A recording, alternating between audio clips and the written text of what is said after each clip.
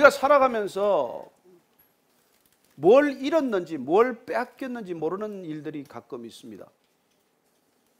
내가 뭘 잃어버렸는지 뭘 빼앗겼는지 알면 그렇게 잠잠치 않겠죠. 그러나 내가 뭘 빼앗겼는지를 모르면 우리는 그냥 무심코 지나가게 되는 것이죠. 돈을 빼앗기면 왜 화가 안 나겠습니까? 그러나 내 생각을 빼앗긴 것은 꿈에도 몰라요. 집을 통째로 뺏기면 왜 분노하지 않겠습니까? 가족이 다 같이 힘을 모아서 그 집을 찾겠다고 달려들지 않겠습니까? 그러나 때로는 나라와 민족을 빼앗겨도 멀뚱멀뚱한 사람들이 있다는 것입니다. 왜요? 진정한 그 가치를 모르기 때문이죠. 아이들에게 5만 원짜리 주었다가 빼앗을 아이들이 아까워하겠습니까? 어쩌면 그들은 50원짜리 동전이 훨씬 더 크겠죠. 그래요. 뭘 뺏겼는지 모르고 살아가는 사람들이 있다는 것입니다. 그래서 이 세상에는 사상이 사람들을 끌어가는 것이죠. 그래서 어떤 인권에 대해서 분노하는 인권 변호사가 이 세상을 뒤흔드는 것입니다. 어쩌면 전쟁 영웅이 이 세상을 뒤흔들 수도 있겠죠. 사도들은 어떤 사람들입니까? 인간이 뭘 잃었는지를 알고 그 잃어버린 것들에 대한 분노가 있기 때문에 그들은 매를 맞아도 그 길을 가고 쫓겨도 그 길을 가고 끝없이 그 길을 가는 사람들인 것이죠. 그러면 사도들 안에 도대체 뭐가 있는 걸까요? 사람의 생각, 사람의 이념, 사람의 사상, 사람의 확신, 그런 신념으로 가득 찬 사람일까요? 아니에요. 사도행전은 그런 것으로 이 인생이 끝까지 달려간다고 말하지 않습니다. 그들 가운데는 예수의 영, 성령이 가슴에 함께 불붙듯 타오르기 때문에 그들은 이 도시에서 쫓겨나도 그곳 다른 곳으로 가고 매를 맞아도 감옥에 들어가도 족쇄를 차도 그들은 끝없이 그 걸음을 옮겨가는 사람들이 되는 것이죠. 바울은 지금 쫓겨서 어디로 왔습니까? 지금 아테네로 왔어요. 빌립보에서도 쫓겨났고 데살로니가에서도 쫓겨났고 베레아에서도 쫓겨났지만 그러나 그 발걸음은 지금 헬레니즘의 심장부, 그들이 이제는 눈앞에 사라져서 시원하게 됐다고 말할지 모르지만 그는 정작 그 당시 온 세계 문화의 중심지인 아테네에 서게 된 것이죠. 오늘은 바울이 아테네에서 설교하는 날입니다. 놀랍지 않습니까? 그가 한번 꿈이나 꿔봤겠습니까? 다소에서 출생해서 지금까지 그가 아테네 그 도시의 한가운데서 설교하는 꿈을 꿨겠어요? 아니요. 그런 생각해 본 적이 없습니다. 그런 계획을 세워본 적이 없어요. 그러나 그의 발걸음은 지금 여기 와 있는 거예요. 어떻게 해서 그는 지금 이 아테네에 왔습니까? 어떻게 해서 와 있는 거예요? 하나님이 인도하신 것입니다. 내 계획과 상관없이 와 있는 것은 하나님이 인도하신 것입니다. 저는 여러분들이 일생 가운데 걸어가면서 내가 계획하고 내가 목적으로 삼았던 곳이 아니라 뜻밖의 장소, 뜻밖의 시간, 뜻밖의 사람들과 만나는 것들은 하나님의 뜻이 있다고 믿으시기 바랍니다. 오늘 바울은 그런 걸음을 걷고 있는 것이죠. 오늘 먼저 16절, 17절 한번 더 읽습니다. 시작. 바울이 아덴에서 그들을 기다리다가 그 성에 우상이 가득한 것을 보고 마음에 격분하여 회당에서는 유대인과 경건한 사람들과 또 장터에서는 날마다 만나는 사람들과 변론하니, 바울은 지금 아덴에서 누구를 기다린다고요? 그렇습니다. 지금 디모데와 실라를 기다리고 있어요. 그들은 베레아에 처졌습니다. 그 사람들이 바울을 안전하게 이곳에 지금 데려다 놓고 간 것이죠. 갈 때 빨리 나한테 보내달라 부탁을 했기 때문에 그는 지금 디모데와 실라를 기다리고 있는 중이에요. 얼마나 힘든 여정이었겠습니까? 좀 쉬면 어때요? 그냥 잠잠히 기다리고 있으면 어떻습니까? 그러나 그는 끝없이 움직이는 것을 보게 돼요. 아테네 시가지를 샅샅이 돌아보았을 것입니다. 왜? 그는 그 호화스럽고 찬란한 신전들을 보고 감탄할 만한 건축물들을 보고 불가사의와도 같은 그런 대형 건축물들을 보고 그는 왜 감탄하지 않고 분노했습니까? 왜 격분했다고 말합니까? 아테네라는 도시는 지금도 수많은 관광객들의 발걸음을 이끄는 곳이에요. 지금도 파르테논 신전의 그 잔재 앞에서 사람들은 감탄합니다. 그리고 질비한 신전들을 보고 왜 그는 넋을 잃고 그것을 감탄하지 않고 왜 그걸 보고 분노했냔 말이에요. 여러분, 이 차이가 왜 있는 것입니까? 저와 여러분들이 믿음의 눈을 가지고 영적인 눈을 뜨고 나면 보이지 않는 것이 보이기 때문이에요. 사람들은 그렇게 감탄하고 경탄하고 놀라는 그 건축물들을 짓는 동기,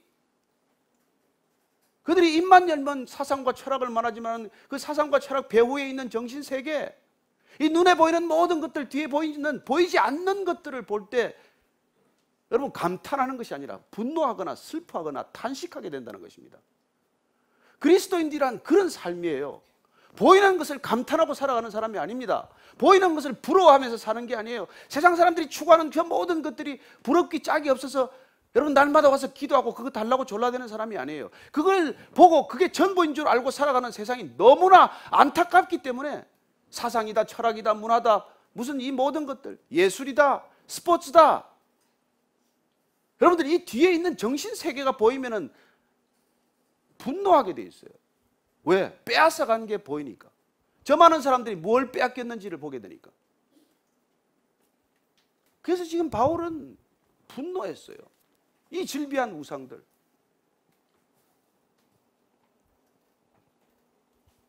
쉴만도 한데 쉬지 않고 그는 회당을 찾아가고, 그래서 경건한 사람들을 만나고, 또 장터에서는 날마다 만나는 사람들과 변론합니다.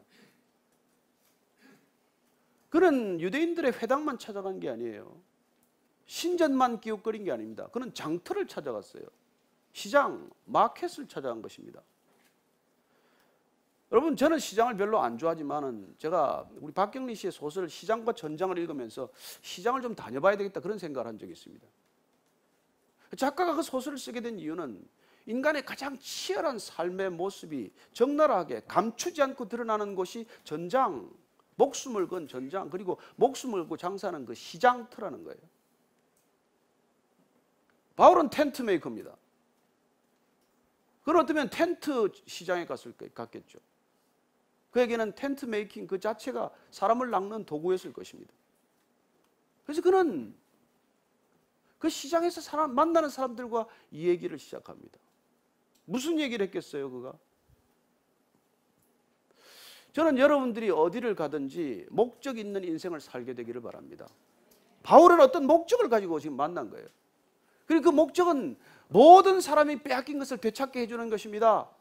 빼앗긴 줄도 모르고 살아가는 그 불쌍한 영혼들, 곤고한 영혼들, 죽어가는 심령들 앞에 그는 찾아가서 너희들이 빼앗긴 것이 무엇인지를 되돌려주고자 하는 것이죠. 그렇습니다. 유대인이나 헬라인이나 이방인이나 어느 누구나 빼앗긴 것은 되찾아야 되는 사람들이에요. 지체가 높은 사람이나 없는 사람이나 가진 사람이나 못 가진 사람이나 연약한 사람이나 강한 사람이나 어느 누구나 그들이 빼앗긴 것을 모르고 살아가는 그 존재들에게 무엇을 빼앗겼는지를 가르쳐주고, 그리고 그 빼앗겼는 것을 되찾도록 하는 삶, 그게 바울의 삶이고, 그게 전도자의 삶이고, 그게 사도들의 삶이고, 그게 그리스도인들의 삶이라는 것입니다. 여러분들이 왜 부름을 받았는지 모르고, 왜 보냄을 받았는지 모르고, 그런다면 세상 사람하고 하등 다를 바가 없겠죠. 세상 사람들보다 더하다는 얘기를 듣겠죠. 그래서 만나는 사람들마다 변론하고 있습니다. 만난 사람 중에 이런 사람들이 있죠. 18절입니다. 시작. 어떤 에피쿠로스 스토아 철학자들도 바울과 정론하세요. 어떤 사람은 이르되 이 말쟁이가 무슨 말을 하고자 하느냐 하고, 어떤 사람은 이르되 이방 신들을 전하는 사람인가 보다 하니 이는 바울이 예수와 부활을 전하기 때문이더라. 그는 예수와 부활을 전하다가 매맞고 감옥에 갇혔고, 그리고 지금 여기까지 왔습니다만, 헬레니즘의 두 사조는 그 당시에 에피큐리아니즘, 소위 말하는 에피쿠로스 학파, 그리고 또 스토이시즘, 소위 스토아 학파라는 것들이 있었죠. 둘 다 BC 4세기경 사람들이에요. 근데 에피쿠로스는 인간이 결국 추구하는 것이 뭐 쾌락과 행복 말고 뭐 있냐는 것이죠. 어쩌면 이 사조를 따라서 유물론이라든지 쾌락주의라든지 뭐 그런 사조들이 지금도 이어져 오고 있습니다. 스토아 학파는 제논이라는 사람이 세워진 것이죠. 근데 스토아는 장소도 어떤 장소를 말하는 거예요. 주랑 같은 게 서 있는 어떤 테라스와 같은 곳을 말해서, 그래서 거기서 주로 가르쳤다고 해서 스토아 학파라는 게 생겼습니다. 이들에게는 분명한 어떤 목적을 위해서 사람이 자기 수양을 해나가는 것, 그래서 금욕하는 것, 이런 것들 대단히 중요하게 여기는 사람들입니다. 그러나 이 맥은 쭉 따라가면 오늘날 뭐 뉴 에이지 사상이나 다원주의 신앙이나 크게 다르지 않습니다. 어쨌건 이런 사람들이 득식을 거리는 곳이 아테네였어요. 아테네. 아테네라는 도시 이름은 아테나라는 여신에서 왔습니다. 아테나 여신이 있는 곳이 파르테논 신전이에요. 그 거대한 신전을 숭배하는 곳이기도 하죠. 그렇습니다. 아테네는 여러분들 잘 아시다시피 플라톤과 그리고 소크라테스와 아리스토텔레스와 뭐 에피메니데스나 뭐 피타고라스나 수많은 그곳에 사람들이 있지 않습니까? 한 시대를 가장 찬란하게 꽃피웠던 것이죠. 지금도 우리는 헬레니즘의 사고, 그들의 정말 학문적인 그 배경을 지금까지 이어오고 있는 것이죠. 인간이 뭐 그렇게 대단한 생각들을 하고 사는 것 같아도 그런 헬레니즘이라는 사조와 헤브라이즘이라고 하는 그런 큰 사조 속에 우리는 여기까지 와 있는 거예요. 새로운 것 없습니다. 그들에게는 이 헬레니즘의 문화권에 있던 사람들에게는 어쨌거나 십자가와 부활이라고 하는 전혀 생소한 낯선 개념을 들었을 때 이 무슨 말인가? 저 사람은 어디서 주워다가 듣고 섬기는 사람들인가? 그래서 그걸 말쟁이다. 말쟁이라는 것은 무슨 새가 뭘 쪼듯이 집어 먹듯이 먹는 사람을 말해요. 뭐 그런 형상을 말합니다. 여기저기 다니면서 그냥 새가 음식 쓰레기 먹듯 그렇게 주워다가 지금 섬기는 사람인가? 이런 정도로 바울을 취급한 것이죠. 당연한 취급이겠죠. 그러나 그들 가운데 워낙 생소한 개념의 이 부활과 십자가 얘기를 듣고는 그를 붙들어서 아레오바고라는 것으로 데려갑니다. 그래서 그를 붙들어 아레오바고로 가며 말하기를 내가 말하는 이 새로운 가르침이 무엇인지 우리가 알 수 있겠느냐. 아레오바고는 아크로폴리스 북서쪽에 있던 이 지붕의 법원과도 같은 곳이에요. 그래서 그 법원과 같은 곳에서 재판도 이루어졌겠지만은 새로운 사상이나 새로운 종교를 가지고 들어오는 사람들을 검증하기 위해서 이곳에서 모여서 어떻게 보면 신문 과정 같은 것을 한 장소이기도 해요. 그래서 이 아레오바고로 끌고 간 것이죠. 데려가서 내가 말하는 이 새로운 가르침이 뭔지 한번 자세히 얘기를 해봐라. 내가 어떤 이상한 것을 우리에게 들려주니 그 무슨 뜻인지 알고자 하노라 하니 모든 아덴 사람과 거기서 나그네된 외국인들이 가장 새로운 것을 말하고 듣는 것 이외에는 달리 시간을 쓰지 않음이니라. 누가는 지금 이 아테네 사람들의 속성을 딱 한마디로 지금 정리했는데 새로운 것에 대한 관심이 많은 사람이라는 거예요. 늘 새로운 것을 말하고 새로운 것을 듣는데 모든 시간을 쏟는 사람들이라고 말합니다. 새로운 것에 그렇게 관심이 많은 사람들, 새로운 사상, 새로운 아이디어, 새로운 삶의 방식, 새로운 사조, 그 모든 것들이 그들의 관심이에요. 일은 누가 합니까? 그렇죠. 노예들이 하는 것이죠. 폴리스라고 하는 정치 시스템을 만들 때 그들은 소위 사회 모든 하층민이 하는 일들은 그들은 상관이 없는 일들이에요. 그 노예제도가 담당하는 것이고. 그리고 그들은 입만 가지고 살았는지도 모르죠. 어쨌건 이 사람들이 이런 걸 너무 좋아하는 거예요. 새로운 것에 대해서. 그래서 사도 바울이 지금 가지고 온 건 우선은 새로운 거니까 한번 들어보자는 거예요. 이 사람들하고 우리하고 너무 다를까요? 저는 뭐 거의 비슷해 보여요. 우리도 새로운 걸 너무 좋아해. 그냥 새로운 핸드폰이 나오면 그냥 어쩔 줄을 몰라. 새로운 패션이 생기면 그냥 달려가는 사람들 봅니다. 오늘은 뭐 바지를 찢어 입은 사람이 별로 안 보이는데 그럼 멀쩡한 걸 왜 그렇게 찢어 입으세요? 북한에 보냈다가 욕 바가지로 들었답니다. 색을 줘야지 이게 뭐냐고. 왜? 남이 찢으니까 찢는 거예요. 짧게도 찢었다가 길게도 찢었다가. 어쩌면 또 찢다가 뭐 변하다 새로운 거 찾다가 새로운 아이디어 찾다가 못 찾으면 또 복고풍이래나? 옛날로 잠시 또 돌아가요 또. 그냥 여러분 가만히 있으면 돼요. 뭐 그렇게 바쁘게 움직일 것도 없어. 오늘날도 이 변화에 대한 이 스트레스 때문에 우리 다음 세대들이 정말 뭘 잃고 사는지, 뭘 놓치고 사는지, 어떤 피해를 입고 있는지 우리는 잘 모릅니다. 변화에 대한, 변화만을 위한, 변화 그 자체를 위한 변화, 그 변화에 대한 중압감이나 스트레스 때문에 그냥 무조건 변해야 된대. 그 좋은 학교를 가서 그 좋은 머리를 가지고 그 좋은 생각을 하는 게 새로운 디자인, 새로운 패션, 새로운 트렌드, 새로운 아이디어. 여러분 성경은 새로운 게 없다고 말합니다. 놀랍게도. 전도서 한번 찾아보시겠어요? 1장 9절 말씀입니다. 그렇게 새로운 걸 좋아하고 새로운 데 목마른 사람들이요. 한번 같이 읽으십시다. 시작. 이미 있던 것이 후에 다시 있겠고 이미 한 일을 후에 다시 할지라 해 아래에는 새 것이 없나니. 14절 한 번 더 읽습니다. 시작. 내가 해 아래에서 행하는 모든 일을 보았노라. 보라, 모두 다 헛되어 바람을 잡으려는 것이로다. 저는 사람과 하나님의 생각이 다를 때 하나님이 옳다는 것을 알게 되었어요. 인간의 생각과 하나님의 생각이 충돌할 때는 여러분 하나님의 생각이 옳습니다. 우리는 새 것이라고 말하지만 하나님은 해 아래 새 게 없다고 말합니다. 그래요. 이렇게 그런 변화를 끝없이 추구하는 이 세상에 얼마나 많은 에너지들이, 얼마나 많은 물질들이, 얼마나 많은 정성들이 그 단순한 변화를 위해 쏟아붓겠어요. 그래서 우리는 이 세상을 이렇게 망가뜨리고 있는 것입니다.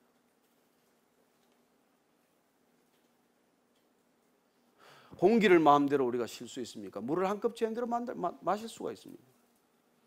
하늘의 별을 좀 볼 수가 있습니까? 부드러운 봄 바람을 맞을 수가 있습니까? 우리는 뭘 잃었는지도 모르고 뭘 빼앗겼는지도 모르고 뭐가 파괴됐는지도 모른 채 그냥 살아가는 거예요. 변화, 오직 변화, 새로운 것, 오직 새로운 것, 그런 것을 쫓아가는 것이죠. 이 사람들이 그렇게 살았다는 거예요. 잠시 몇 사람들이 새로운 생각에 잠시 한번 들어보자는 것입니다. 22절 이하를 읽습니다. 시작. 바울이 아레오바고 가운데 서서 말하되 아덴 사람들아 너희를 보니 범사의 종교심이 많도다. 내가 두루 다니며 너희가 위하는 것들을 보다가 알지 못하는 신에게라고 새긴 단도 보았으니 그런즉 너희가 알지 못하고 위하는 그것을 내가 너희에게 알게 하리라. 바울은 격분했지만은 그러나 신전에 들어가서 신전에 이게 신상을 목을 자르거나 그러지 않았습니다. 그는 즐비한 신상들에 분노했지만은 그 신상들에 절하는 사람들에게 분노하지 않았어요. 여러분, 우리가 분노해야 할 것과 분노하지 말아야 될 것을 구분하지 못하면 우리는 인생 전체가 흐트러집니다. 그리스도인들은 그런 분별력이 분명한 사람이에요. 분노할 것에 분노해야 합니다. 그러나 분노하지 말아야 할 것도 구분하는 사람이에요. 저는 여러분들이 이 땅에 즐비한 우상을 뒤흔드는 영적인 배후 세력에 분노해야 하지만 그들의 붙들려서 하루하루 삶을 힘겹게 살아가는 사람들한테 분노하지 않게 되기를 바랍니다. 바울이 지금 그 사람들을 상대로 얘기를 하는 거 아닙니까? 그 사람들을 불쌍히 여기는 마음 때문에. 그래서 아테네 사람들아 너희를 보니 범사의 종교심이 많도다 그래. 이게 다 뭐예요 이거? 다 없애야지. 그렇게 시작하지 않고 아테네 사람들의 속성을 잘 파악을 해서 그들과 접촉할 수 있는 클릭되는 단어를 하나 택하는 거예요. 당신들 보니까 정말 종교심이 많습니다. 예수님은 물가에서 우물가에서 여인을 만나면 목마른 것 주제로 얘기를 하잖아요. 베드로와 요한을 부를 때는 물고기 잡는 것부터 얘기를 하잖아요. 그분은 목수니까 나무 깎는 게 관심이겠지만 고기질하는 사람, 물질하는 사람들한테는 그 사람들의 관심으로 다가가야 된다는 거 아니에요. 여러분 전도한다고 가서 무슨 대짜고짜 말이죠 이렇게 얘기하는 사람 들으면 그 사람 마음 다 닫아버리는 사람이 있어요. 우리 때문에 교회 못 오는 사람이 얼마나 많이 생기는지 몰라요. 이 사람들은 우선 바울이 변론한다, 쟁론한다, 토론한다고 할 때 여러분 그 모든 전제는 상대방을 존중한다, 인정한다는 태도예요, 태도. 그 사람을 인정하지 않고 무슨 토론이 가능합니까? 그래서 한국 사람들 토론하기가 아주 어려워요. 토론에서 이기면 원수 됩니다. 이기지 마십시오. 토론이란 남을 인정하는 태도예요. 남을 존중하고 그 얘기를 경청하고 들어주고 그 사람이 무슨 얘기를 하더라도 우선 들어주는 마음의 태도가 있어야 토론이 되는 것이지 내가 지시하고 명령하고 내가 먼저 생각한 결론을 남한테 강압적으로 그걸 심어주겠다면 무슨 토론이 되냐고요. 우린 토론하기가 참 어려운 백성들이에요. 바울은 이런 토론을 하면서 첫 번째 야 너희들 보니까 당신들은 정말 종교심이 많은 사람들이다. 근데 이 종교심이 많다는 단어는 참 독특한 단어예요. 사실 이 단어를 보면은 뜻을 알기가 쉽지 않습니다. 이 단어는 이게 참 처음 들어보는 단어예요. 이게 헬라어 단어로는 무슨 말을 하는데 여러분이 못 알아들으니까 헬라어는 생략하고 그 뜻은 두 가지 뜻이 합쳐진 합성어예요. 하나는 두려워하다라고 하는 동사와 하나는 귀신이나 마귀라고 하는 명사가 합쳐진 단어예요. 이 종교심이 많다는 것은 귀신을 두려워하는 것과 일맥상통한다는 것입니다. 이 땅에 왜 종교심이 많겠어요? 왜 이렇게 종교가 많습니까? 귀신이 많아서 그래요. 그리고 그 귀신을 두려워해서 그래요. 알면 두려워하지 않습니다. 몰라서 두려워해요. 여러분, 예수님께서 이 문제를 해결하러 오셨다는 거 아십니까? 예수님이 이 땅에 또 종교가 하나 더 필요해서 오신 분이 아니에요. 예수님이 이 땅에 오신 것은 귀신을 두려워하는, 귀신에 묶여있는, 귀신이 사람을 어떤 면을 약점을 잡고 뒤흔드는지를 잘 아시기 때문에 거기로부터 풀어주시기 위해서, 귀신들로부터 풀려나게 하기 위해서 오신 분입니다. 사도 요한이 이 핵심을 정확히 알았어요. 요한일서 3장 8절 한번 찾아보십시오. 요한일서 3장 8절. 사도 요한이 예수님이 이 땅에 오신 이유를 분명하게 이렇게 말씀해 주십니다. 3장 8절 같이 읽습니다. 시작. 죄를 짓는 자는 마귀에게 속하나니 마귀는 처음부터 범죄함이라. 하나님의 아들이 나타나신 것은 마귀의 일을 멸하려 하십니다. 아멘 하십니까? 하나님의 아들이 이 땅에 나타난 것은 이 땅에 마귀의 일을 멸하러 오셨다는 거예요. 이 세상은 전체가 마귀에 붙들려 있습니다. 두려워하고 있습니다. 왜요? 죄 중에 태어났고 늘 죄 가운데 죄의식 속에 살아가고 죄 때문에 한 번도 평강을 누리지 못하는 이 땅 가운데 죄인들의 특징은 두려움이란 말이에요. 그 두려움을 타고 들어오는 이 귀신과 마귀의 장난에 놀아난단 말이에요. 그래서 하나님께서 그 아들을 이 땅에 보낸 것은 마귀의 일을 멸하려 함이라는 것이죠. 다시 말씀드리면 이 땅에 마귀의 전공 과목인 종교를 멸하러 오신 거예요. 저는 여러분들이 예수님을 믿는다는 것이 종교적이 된다는 것과 상관없다는 것을 이해하시게 되시길 바랍니다. 예수 믿기 때문에 점점 종교적이 되는 건 길을 잘못 든 거예요. 놓친 거예요. 여러분, 예수 믿는 건 귀신에 대한 두려움에서 벗어나는 일입니다. 더 이상 두렵지 않은 거예요. 이 세상이 그래서 두렵지 않은 것입니다. 저는 여러분들이 그런 담대함으로 신앙의 길을 마음껏 자유하며 걷게 되기를 축복합니다. 바울이 지금 그 얘기를 하는 거예요. 너희들 범사의 종교심, 모든 일에 너희들이 귀신을 두려워하는 거예요. 그래서 여러분, 온 가는 곳마다 신전을 짓는 것입니다. 그러다가는 나중에 신의 이름도 더 지을 게 없네. 그래서 내가 두루다니면 너희가 위하는 것들을 보다가 알지 못하는 신에게 드린 제단도 있고 그리고 신전도 있다는 것입니다. BC 2세기 때 이 그리스의 지질학자인데 파우사니아스라는 사람이 그리스 안내라는 책을 썼어요. 거기에 보면은 이 알지 못하는 신에게 대한 제단 얘기가 여러 번 반복해서 나오게 되는데 그 알지 못하는 신들에게 드려진 제단들이 이곳 아테네만 있었던 게 아니에요. 바울은 지금 아테네를 다녔잖아요. 그 저쪽 그리스의 저쪽 반대편에 가면 올림피아라는 곳이 있습니다. 올림피아에서도 그 제단들이 발견되었어요. 그리고 알지 못하는 신, 미지의 신이라는 제단은 여기 헬라권에만 있었던 게 아니에요. 저기 소아시아의 버가모에도 알지 못하는 미지의 신에게 드려진 제단이 발견되거나 해독되는 일들이 있습니다. 그래서 지금 바울이 너희들이 이 알지 못하는 신이 누군지를 내가 알려주겠다는 거예요. 전도란 무엇입니까? 두려움에 떨고 있는 영혼들, 그 불쌍한 영혼들에게 알지 못하는 영적 존재에 대한 진정한 궁극적인 하나님이 계신다는 것을 알려주는 일이에요.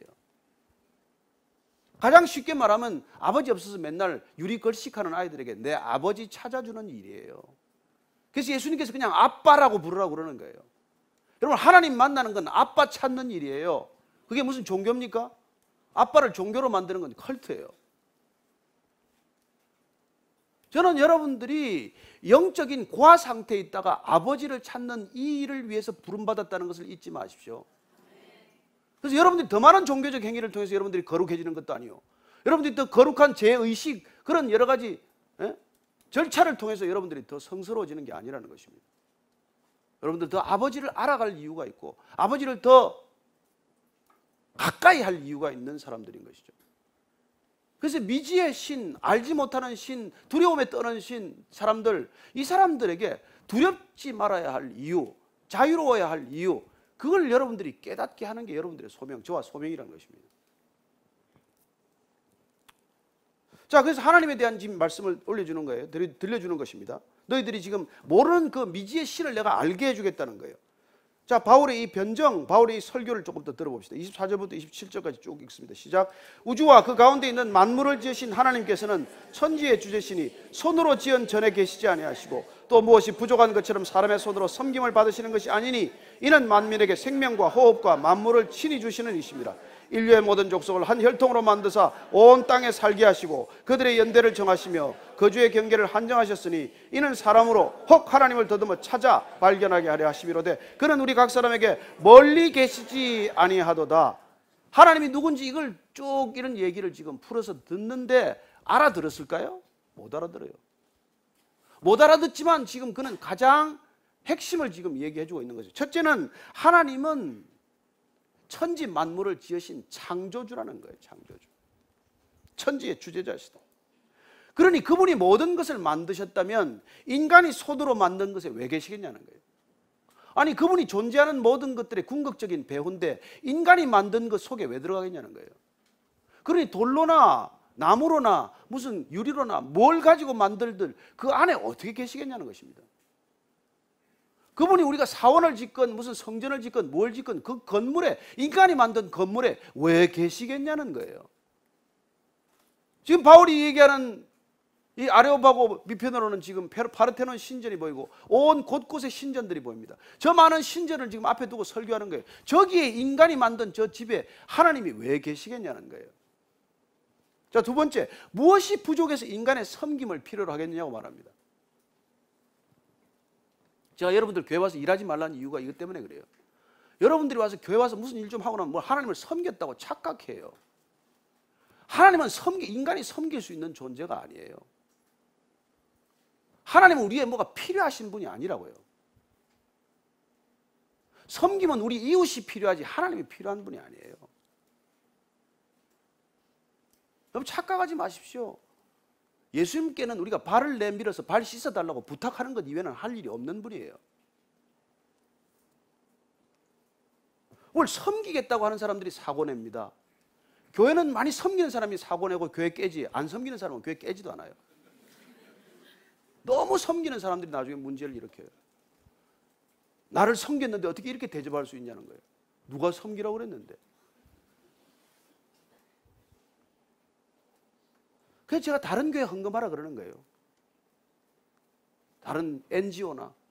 왜 필요한 그런 데는 안 내고 교회 가져와서 헌금 내고 자기 공책에 써놓고 나중에 이 교회 내가 헌금을 얼마나 했는데 나를 이 대접을 하냐. 그런 얘기를 할까 봐서 그러는 거예요. 여러분 헌금 없어도 하나님은 아무 상관없는 분입니다. 여러분들이 기쁨이 없다면, 여러분들이 정말 하나님을 알지 못한다면, 여러분들이 하는 모든 행위는 이들이 하는 파르테논 신전에 가서 드린 예배와 하나도 다르지 않습니다. 하나님이 인간에게 생명과 호흡과 이걸 모든 걸 주셨는데 그 하나님이 인간한테 뭘 받을 게 있는데, 제가 늘 얘기하지 않습니까? 저는 우리 자녀들한테 아무것도 받을 게 없어요. 그냥 나를 아빠라고 불러주면 좋고 그것마저도 안 부르면 어떡하겠어요? 그러고 살아야지 뭐. 그리고 인류의 모든 족속을 하나로 만드셨다고 말합니다. 이런 얘기하면 옛날에 맞아 죽었습니다. 어떻게 자유인과 종이 하나입니까? 어떻게 이방인과 헬라인들이 하나입니까? 지금 바울이 이런 얘기예요. 하나님 앞에서는 모든 인간이 같은 한 형제요, 한 자녀라고 말하는 것입니다. 그리고 인간의 연대를 정하시고 거주의 경계를 한정하셨다고 말합니다. 여러분 몇 살까지 사는지 걱정하지 마십시오. 하나님 손에 달렸습니다. 여러분들 서울에 살건 지방에 살건 뭐 여기 살건 외국에 살건 걱정하지 마십시오. 그 거주의 경계는 하나님이 정하신 거예요. 저는 여기 살고 싶지 않지만 여기 살고 있는 사람이에요. 그분께서 살라고 하니까. 저는 여기서 교회 하고 싶었던 사람이 아니에요. 근데 여기서 하라고 해서 한 거예요. 또 여기 때가 돼서 옮기라고 해서 옮길 거예요. 경계는 하나님이 정하시는 겁니다. 그게 받아들여져야 갈등이 없어요. 그게 받아들여져야 서로 싸우지 않습니다. 근데 여러분, 인간이 만든 신들, 인간이 만든 우상들은 인간이 그 연대와 한계를 정하는 거예요. 나무로 만들면 몇백 년 못 갈 겁니다. 돌로 만들면 한 1, 2천 년 갈 수도 있어요. 크게 만들면 위대하게 보일 거예요. 뭐 여기 세우면 여기 뭐 명당 자리가 되겠죠. 그런 시간과 장소를 인간이 정하는 존재와 하나님이 지으신 인간이 그런 걸 뭘 어떻게 결정할 수 있겠냐고 말씀하시는 것이죠. 그런데 사람으로 하여금 하나님께서는 인간이 더듬어서라도 하나님을 알 수 있도록 해놨다는, 이걸 우리는 신학적으로 일반 은총이라고 말해요. 여러분, 이 온 자연을 보면, 이 자연을 보면 하나님이 안 느껴지십니까? 제가 남빙양을 다녀오면서 말이죠, 그 거대한 빙하가 떨어져서 이게 큰 목화밭을 이루었는데 정말 악소리가 나는 거예요. 온 바다가 목화밭처럼 유빙대를 형성하고 있는데 말이죠, 그 얼음이 얼마나 신통한 소리를 내는지 그냥 오케스트라를 듣는 것 같아요. 여러분, 하나님은 어디에나 계십니다. 그래서 바울이 로마서에 이렇게 말하고 있는 거죠. 로마서 1장 20절 말씀 한번 찾아보십시오. 로마서 1장 20절 말씀 같이 읽습니다. 시작. 창세로부터 그의 보이지 아니하는 것들 곧 그의 영원하신 능력과 신성이 그가 만드신 만물에 분명히 보여 알려졌나니 그러므로 그들이 핑계하지 못할지니라. 하나님 없다고 핑계하지 말라는 거예요. 이 모든 걸 보고 하나님을 못 느끼면 정말 보통 이렇게 우리 인간 안에 있는 모든 몸의 핏줄이 눈에 보이지 않는 실핏줄 다 연결하면 지구를 두 바퀴 도는 길이라고 그래요. 상상이 가십니까? 그게 안 엉키고 피가 이렇게 흐르는 게 여러분 믿어지십니까? 1년에 이 심장에서 뿜어내는 피가 100 몇십만 리터를 뿜어내는데도 심장이 뛰고 있는 게 지금 이게 여러분 보통 일입니까? 정말 이 은하계 너머에 또 은하계가 있고 은하계가 1000개나 더 된다는데 여러분 그게 믿어지십니까?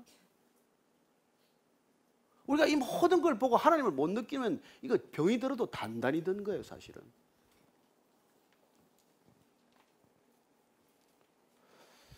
그래서 그런 우리 마치 아이들이 말이죠, 자기가 다 크고 나서 나중에 부모가 그렇게 공을 들여서 키웠는데 나중에 자기 힘으로 컸다고 주장하는 거나 마찬가지예요. 그런 얘기를 듣을 때 부모가 마음이 어떻겠습니까? 아들이 다 크고 나서 아빠, 내가 이때까지 정말 나 혼자서 산다고 힘들었어. 내가 정말 여기까지 오느라고 정말 힘들었어. 그럼 아버지가 기분이 어떻겠어요? 하나님이 이렇게 말씀한다고 그래요. 시편 내가 읽어드릴게요. 시편 자 읽어 2편 4절에 하늘에 계신 이가 웃으시며 주께서 그들을 비웃으시리로다. 시편 59편 8절 보기 여호와여 주께서 그들을 비웃으시며 모든 나라들을 조롱하시리이다. 저는 인간이 자수성가했다고 그렇게 막 혼자서 떠드는 사람 보면은 자수성가는 없습니다. 철이 든다는 건 우리가 연결되어 있다는 걸 아는 거예요. 생각이 깊어진다는 건 인간이 어느 누구도 홀로 존재할 수 없고 모든 인간이 정말 서로가 서로에게 간절하게 연결되어 있다는 걸 깨닫는 것입니다. 이 땅에 온 바다에 섬이 홀로 떠 있지 않습니다. 바다 속을 들어가면 모든 섬은 다 연결되어 있어요. 이 땅에 섬은 없습니다. 원래 그냥 바다에 잠겨 있는 것을 우리는 섬이라고 말하지만 다 연결되어 있듯이 인간은 그 누구도 홀로 존재하지 않아요. 왜요? 하나님 안에서 호흡하고 하나님 안에서 기동하기 때문입니다. 근데 이걸 하나님을 모르는 사람들도 그런 얘기를 했다는 거예요. 그래서 지금 28절 29절 지금 이 바울이 말이죠, 헬라의 시인들을 인용을 하는 거예요. 지금 28절 29절 한번 읽어보십시오. 시작. 우리가 그를 힘입어 살며 기동하며 존재하느니라. 너희 시인 중 어떤 사람들의 말과 같이 우리가 그의 소생이라 하니 이와 같이 하나님의 소생이 되었은즉 하나님을 금이나 은이나 돌에다 사람의 기술과 고안으로 생긴 것들과 같이 여길 것이 아니니라. 그를 힘입어 살며 기동하며 존재하느니라. 이거는 에피메니데스라는 시인이 BC 6세기에 있던 시인이 쓴 글이래요. 저도 그걸 원전을 읽어봤겠습니까? 에피메니데스라는 사람이 이렇게 우리는 제우스 신을 찬양하면서 쓴 시래요. 우리는 제우스 신의 힘으로 말이죠. 살며 힘입어 살며 기동하며 존재하느니라. 우리가 그의 소생이라. 이건 스토아 학파에 있던 시인인데 아라투스라는 시인이 그렇게 썼대요. 우리는 그의 소생이라. 우리는 제우스의 소생이라. 그래서 너희들이 말하는 그 신들이 원래는 하나님이다. 이걸 지금 바꿔주는 작업을 하는 거예요. 너희들이 모르는 이 의식 가운데서도 존재의 근원, 존재의 뿌리, 우리가 살아가는 이 모든 삶의 그 근저에는 신이 있다는 생각 자체는 옳다. 그건 통찰이다. 그건 깊은 묵상이다. 그렇지만은 그게 누군지는 너희들이 지금 알아야 된다. 바로 알아야 된다는 거란 말이에요. 바로 알아야. 그게 종교심이 참다운 신앙심으로 바뀌는 일이에요. 그래서 그들이 죽은 자의 이제 부활을 이제 들어야 되는데 이게 마지막 결론으로 가는 거예요. 사도 바울은 이제 예수님을 증거해야 되기 때문에. 자, 30절 31절입니다. 시작. 알지 못하던 시대에는 하나님이 간구하셨거니와 이제는 어디든지 사람에게 다 명하사 회개하라 하셨으니 이는 정하신 사람으로 하여금 천하를 공의로 심판할 날을 작정하시고 이에 그를 죽은 자 가운데서 다시 살리신 것으로 모든 사람에게 믿을 만한 증거를 주셨음이니라 하니라. 예, 알지 못하던 신, 미지의 신 이렇게 살아가던 때는 하나님께서 너희들을 그냥 참으셨지만 예수님이 오셨다는 것, 십자가의 죽으심과 부활을 보여주신 까닭은 일반 은총 위에다가 특별한 은총을 허락하심으로 이제 하나님께서 구원과 함께 심판이 시작되었다는 얘기를 지금 어떻게 전해야 할지 바울이 지금 고심하다가 택한 단어들과 문장이라는 것입니다. 이렇게 지금 표현하고 있는 거예요. 이제는 어디든지 사람에게 다 해서 회개하라. 너희들이 살아가는 인생 전체 행로를 돌이키라. 주님께서 처음 오셔서 그 말씀부터 하셨어요. 첫 메시지가 뭡니까? 회개하라. 천국이 가까웠느니라. 회개하라는 건 뭐예요? 후회하라는 게 아니지 않습니까? 우리가 살아가는 모든 the way of life, the way of thinking, 우리가 생각하는 이 모든 것들을 돌이키라는 거예요. 우리는 무슨 생각을 하든 나 중심으로 생각을 해요. 무슨 생각을 하든 내 유익을 위해 생각하는 사람이에요. 그걸 돌이키는 걸 회개라 그래요. 삶의 방식 전체를 바꾸는 거라고 말합니다. 왜냐하면 지금 천하를 공의로 심판할 날을 작정하셨기 때문에, 하나님께서는 이미 이제 심판을 결정하셨기 때문에, 그리고 부활을 허락하신 것은 바로 그 구체적인 증거라고. 구원과 심판, 이게 구체적인 증거가 부활이라는 것입니다. 자, 부활 얘기가 나오면 여러분 지금도 웃는데, 지금도 부활 얘기하면 비웃는데, 지금도 십자가 얘기하면 콧등으로도 안 듣는데 그 당시 사람들은 어떻게 했어요? 나는 바울을 끌어내려서 처단하지 않은 것만 해도 대단한 사람들이에요. 정말. 역시 그들은 새로운 것을 좋아하긴 좋아하나 봐요. 32절부터 34절까지 읽고 마칩니다. 시작. 그들이 죽은 자의 부활을 듣고 어떤 사람은 조롱도 하고 어떤 사람은 이 일에 대하여 내 말을 다시 듣겠다니, 이에 바울이 그들 가운데서 떠나매 몇 사람이 그를 가까이하여 믿으니 그 중에는 아레오바고 관리 디오누시오와 다말이라 하는 여자와 또 다른 사람들도 있었더라. 죽은 자의 부활을 듣고 나서 어떤 사람은 조롱하는 것이죠. 말도 안 되는 소리 하지 마라. 저 말쟁이 기어이 와서 말 안 되는 소리 하고 있네. 흰소리 하고 있네. 도대체 들을 수도 없고 이해할 수도 없고 저런 얘기를 하러 우리가 들으려고 시간 보냈나. 이런 사람도 있지만, 그러나 여러분 신기하게 진리가 선포되면 진리는 전부를 위한 것입니다. 진리는 모든 사람을 위한 것입니다. 그러나 진리를 받는 사람은 극소수예요. 여러분 진리는 모든 사람에게 필요하지만 그 진리를 받아들이는 사람은 소수란 말이에요. 그 진리를 담아서 바울이 지금 설교를 했지만 포장지만 뜯어보다가 많은 거예요. 듣기 싫다. 안타깝게도 여러분 진리를 싼 포장지를 뜯다가 일생 끝마치는 사람이 수도 없습니다.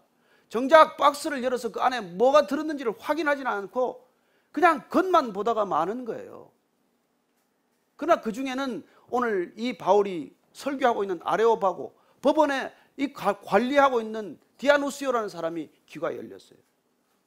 어쩌면 이 한 사람을 위해서 바울이 오게 했는지도 모르죠. 다말이라고 하는 여자도 귀가 열렸어요. 수많은 사람들이 설교를 들었지만 그러나 이 두 사람이 특별히 거론되고 있습니다. 어쩌면 이름이 난 사람들일 수도 있겠죠. 그리고 또 몇몇 사람들이 바울의 말에 귀를 기울인 것입니다. 저는 여러분들이 다 듣는 것 같지만 안 듣는다는 것을 잘 압니다. 시선만 이렇게 쳐다보고 있지 딴 생각을 하고 있고, 저게 언제 끝날래나, 오늘 비가 오는데 차는 어디다가 세워놨더니 그거 괜찮을래나, 우산은 누가 안 가져가야 될 텐데. 뭐 이런 생각을 하면서 그냥 여러분들이 듣고 있는 거예요. 아이들은 딴짓을 해도 듣습니다. 어른들은 보고 있어도 안 들어요. 그렇습니다. 그러나 복음이 증거가 되면 복음은 반드시 하나님께서 부르신 몇몇 사람이 듣고 있다는 거예요. 마음이 움직이기 시작하고 마음이 뜨거워지기 시작을 하고 귀가 열리기 시작을 하고 내 인생 전체가 돌아보게 되고, 아, 난 뭐 하러 살아왔나? 무엇 때문에 살아왔나? 나는 왜 여기 있나? 나는 왜 남은 생애를 어떻게 살아야 되나? 이런 생각들이 나기 시작하는 사람이 있다는 것입니다. 여러분, 복음은 생명력이기 때문에 죽어있는 사람들에게 들어가기만 하면 그런 생각들을 불러일으키기 시작하는 것이죠. 오늘 놀랍게도 이 바울이 아테네까지 왜 왔습니까? 겉만 보면 뭐예요? 쫓겨온 줄 알았습니다. 사람들에게 쫓겨온 줄로 알았어요. 감옥에서 풀려나는 것은 왜 풀려났습니까? 왜 그가 이 지금 아테네에 있냐는 거예요. 그는 원래 소아시아에서 전도하고 돌아가려고 그랬습니다. 그러나 그 발걸음을 마케도니아로 인도하셔서 빌립보에서부터 여기까지 온 이유가 뭐냔 말이에요. 이게 디아누시오 때문에, 다마리 때문에 왔다는 것입니다. 바울이 알기나 했겠습니까? 몰라요. 우리는 압니까? 우리도 모릅니다. 우리 인생이 저와 여러분만을 위한 것이 아니라는 것이에요. 왜 여기 있습니까? 누군가 때문에 있는 거예요. 다 모릅니다. 저는 여러분들이 그러나 한 가지 주 안에서 깨달아야 할 것은 여러분들의 인생이 여러분을 위한 것이 아니라 누군가를 위한 것이라는 거예요. 이걸 깨닫는 게 복음이에요. 내 인생이 누군가를 위한 것이다, 나를 위한 것이 아니고. 그래서 진정한 그리스도인만이 이 세상의 구원이요, 이 세상에 답을 전할 수 있는 사람이 되는 거예요. 이렇게 자기밖에 모르는 시대, 짐승처럼 살아가는 시대, 그냥 약육강식이라 그러나요? 만인 대 만인이 투쟁하는 시대, 이런 시대를 살아가지만 하나님께서 극소수의 무리를 불러서 하나님을 알게 하시고, 그리고 그 인생 가운데 복음을 듣게 하시고, 그리고는 거듭나게 하셔서 더 이상 자기를 살아가는 인생이 위해 살아가는 인생이 아니라 누군가를 위해 발걸음을 아끼지 않는 걸음을 사는 사람이 되는 거예요. 매를 맞아도 찾아가고 쫓겨도 찾아가고. 여러분, 이런 일을 위해서 하나님께서 성령을 물붓듯 부어주실 줄로 믿으시기 바랍니다. 인정받는 일을 위해서는 우리는 누구든지 할 수 있어요. 칭찬받는 일을 위해서는 우리가 할 수 있습니다. 그러나 이렇게 매맞고 인정받지 못하고 핍박받고 박해받는 일을 위해서는 내 힘으로 못하기 때문에, 내 혼자 힘으로는 죽어도 못하기 때문에 성령을 부어주시는 줄로 믿으십시오. 이 일을 위해서 성령이 오신 줄로 믿으십시오. 이 일을 위해서 끝까지 우리가 쓰임받을 줄로 믿으시기 바랍니다. 다음 주간까지도 이렇게 살다가 복음 전하다가 만날 수 있게 되기를 바랍니다. 다음 주에 여기서 안 봅니다. 우리는 다시 다 흩어질 거예요. 2주일 있다가 만날 거예요. 그러나 2주 동안 여러분들이 뭘 하며 지내야 될지, 어떤 삶의 발걸음을 옮겨야 할지 오늘 성경 말씀 가운데 길을 찾게 되기를 축복합니다. 잠시 기도할 때 하나님, 그렇게 살게 해주십시오. 그렇게 걷게 해주십시오. 하나님, 제 이익과 제 유익과 제 목적을 위해 걸어가는 인생이 아니라 하나님께서 이해할 수가 없지만 이 발걸음 인도하는 곳에 순종하고 달려갈 때 하나님 그곳에서 디아노시오를 만나고 다마리를 만나고 주님께서 부르시는 곳, 구원해야 할 그 영혼들을 만나게 하여 주옵소서. 하나님, 내 인생이 헛되지 않게 하시고 주 안에서 의미를, 가치를 새롭게 지니게 하셔서 하나님 끝까지 우리 인생 주께 붙들린 인생 되게 하여 주옵소서. 하나님 들어주시옵소서. 하나님 아버지, 다 알지 못하고 가는 걸음이지만은 하나님께서 선한 분이시기 때문에, 지극히 선하신 분이기 때문에 우리 인생 전체를 지극히 선한 결과로 인도하실 줄로 믿습니다. 모든 것 합력하여 선을 이루게 하시는 주님을 순종할 때 하나님께서는 우리 인생에 쓰레기처럼 버려진 것이라고 할지라도 아름다운, 그야말로 걸작품을 이루어내실 줄로 믿습니다. 주님, 그렇게 우리를 사용하여 주옵소서. 그렇게 우리 인생 주님께 드려지게 하여 주옵소서. 그래야 마리아처럼 깨뜨린 그 향유 옥합의 냄새가, 향기가 2000년이 지난 지금까지 진동하는 향기 되게 하셨듯이 우리 인생이 깨어지고 버려지고 정말 아무 가치도 의미도 없는 것처럼 쓰일 때라도 주님께서는 그것을 가장 아름다운 향기로 받아주실 것임을 믿음의 눈을 떠 바라보게 하여 주옵소서. 우리가 2주간의 삶 그렇게 살다가 주님 이곳에 와서 다시 그렇게 주님께서 베풀어 주신 은혜, 놀랍게도 우리를 사용하신 그 귀한 간증을 나누는 믿음의 공동체, 성령 공동체 되게 하여 주옵소서.